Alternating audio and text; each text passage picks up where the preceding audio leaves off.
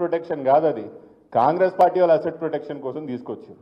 అందుకే రామన్న గారికి నేను అప్పుడప్పుడు చెప్తుంటా, వీళ్ళు హైదరాబాద్ అసెట్ ప్రొటెక్షన్ అని హైడ్రైట్లో తీసుకొచ్చిండ్రో, కాంగ్రెస్ వాళ్ళు కబ్జా పెట్టిన ప్రాపర్టీలన్నీ తిరిగి తీసుకొని మేము కోబ్రా తీసుకొస్తాం.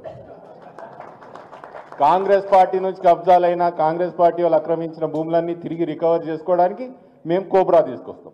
వాళ్ళు హైడ్రా తెచ్చిర్రు, మేము కోబ్రా బరాబర్ తీసుకొచ్చి మాత్రం ఈ కాంగ్రెస్ వాళ్ళు ఎన్ని కబ్జాలు చేస్తున్నారో మాకు తెలుసు. గ్రౌండ్ లెవెల్లో పై స్థాయి నుంచి ముఖ్యమంత్రి గారు కుటుంబ సభ్యులు ఎన్ని భూముల అగ్రిమెంట్లు చేసుకుంటున్నారు, ఎన్ని కబ్జాలు చేస్తున్నారు, ఎంత బెదిరిస్తున్న విషయం మాకు తెలుసు. ముమ్మాటికి మేము అధికారంలోకి వస్తాం.